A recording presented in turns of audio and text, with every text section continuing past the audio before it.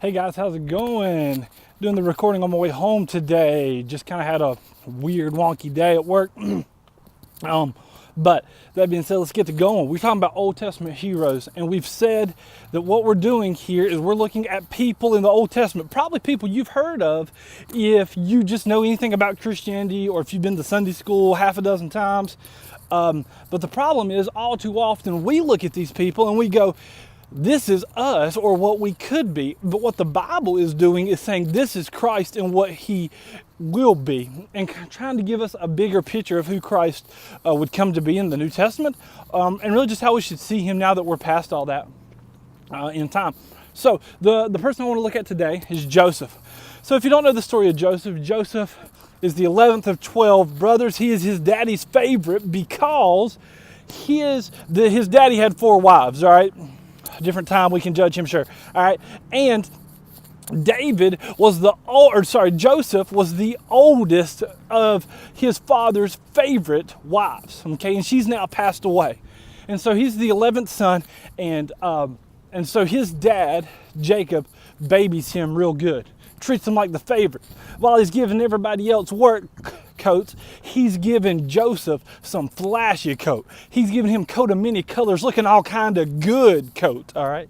And so his brothers get super jealous. They hatch a plan to kill him. And then they're like, ooh, you know what's better than killing our brother? Selling him into slavery, because then we'll get some change out of the whole thing. So they do that.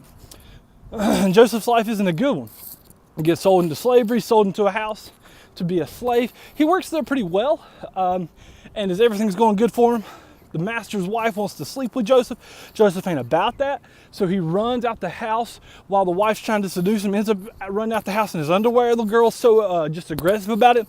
So the husband comes home. Wife tells an opposite story, that Joseph tried to get with her. Who you gonna believe? The slave man or your wife? The guy believes his wife. Joseph goes to jail. Joseph winds up there, and he while he's in jail, he meets a couple guys, and he's like, hey, one of you is going to be uppity up for Pharaoh here in a little bit. Will you please remember my name? The guy's like, you bet I will, dude. So sure enough, the guy gets out of jail, goes to be one of Pharaoh's right-hand man in the palace all day, every day with Pharaoh, and forgets Joseph. About 7 years later, Joseph finally gets out, gets to meet Pharaoh. Pharaoh puts him second in command. There's a whole 12 chapters in the last part of Genesis about that. Go give it a look. Here's the thing. We all too often see the story of Joseph and we say, look, if we follow Jesus, everything turns out okay at the end. Joseph gets all this stuff. But that's not what Joseph is about. Joseph isn't a story about us getting everything good in the end. The story of Joseph is about Jesus and how we are the evil brothers. About how Jesus suffered and died so that he could provide for us a security that we couldn't provide on our own. We're the wicked evil brothers. We show up hoping and praying that the grace and mercy of God will be enough and that he will be generous and kind to us, despite the fact that we have killed him in our hearts and literally killed him 2,000 years ago. And the good news of Jesus Christ is, just like the story of Joseph, Joseph doesn't hold a grudge. He saves his brothers from the famine in Egypt, loves his brothers, sets them up living pretty because of all that he's got. And the same thing is true for us. Christ, although we betrayed him, although we sold him off, although we wished he was dead and killed him, still gives us eternal life, good gifts, provides for us.